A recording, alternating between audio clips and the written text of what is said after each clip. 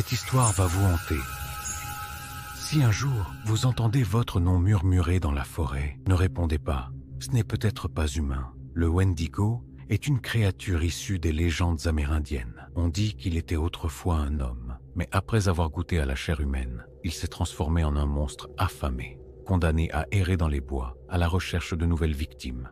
Il est grand, squelettique, avec des yeux vides et une bouche immense. Son cri glace le sang et il peut imiter la voix des humains pour attirer ses proies. Certains randonneurs ont rapporté avoir entendu des appels au secours venant de l'intérieur des bois, toujours plus loin. Mais ceux qui ont suivi ces voix n'en sont jamais revenus.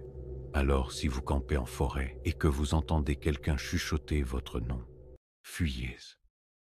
Cette histoire va vous faire douter de la réalité. Imaginez, vous vous promenez dans les jardins du Petit Trianon à Versailles. Le soleil brille, tout est calme. Mais soudain, l'atmosphère change. Deux femmes anglaises, Charlotte Moberly et Eleanor Jourdain, visitent ce lieu en 1901. Mais ce qu'elles voient dépasse l'entendement. Elles aperçoivent un homme en redingote, une femme en robe à l'ancienne et même une mystérieuse dame dessinant dans les jardins.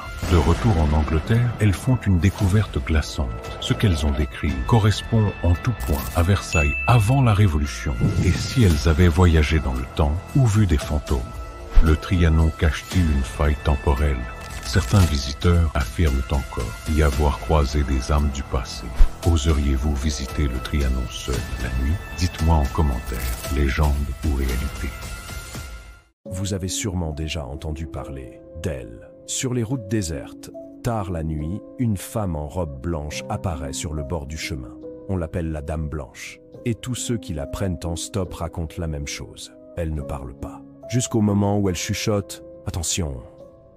Ce virage est mortel. Quand il se retourne, elle a disparu. Et peu après, il apprend qu'une femme est morte à cet endroit, il y a des années. Simple légende. Ou avertissement d'outre-tombe. Certains disent que si vous l'ignorez, c'est vous qui finirez dans le décor. Alors, si vous la voyez, que feriez-vous? Dites-moi en commentaire. Légende ou réalité? Si un jour, vous entendez un cri strident en pleine nuit, courez.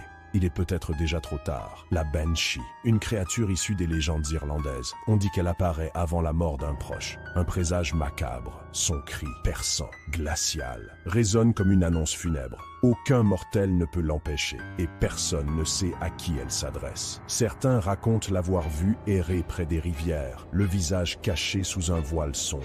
D'autres jurent qu'ils ont entendu son cri, juste avant une tragédie. Un père qui décède le lendemain d'une crise cardiaque. Une femme qui ne se réveille pas après une nuit paisible. Un accident imprévisible, un destin déjà tracé. Certains disent qu'elle n'est qu'un esprit errant. D'autres pensent que c'est une âme damnée. Une femme en deuil condamnée à pleurer les morts pour l'éternité. Mais une chose est sûre, quand vous entendez son cri, il est déjà trop tard. Alors, et si ce hurlement dans la nuit était pour vous? Vous n'allez pas y croire.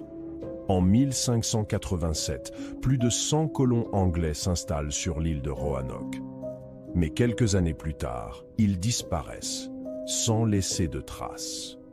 Quand un navire revient en 1590, le village est désert, pas un seul cadavre, ni une seule explication. Le seul indice, un mot gravé sur un arbre, Croatoan. Était-ce un message, un avertissement? Certains pensent que les colons ont été massacrés, d'autres qu'ils ont rejoint une tribu indigène. Mais une chose est sûre, aucune trace d'eux n'a jamais été retrouvée. Alors, que s'est-il vraiment passé? Donne ta théorie en commentaire.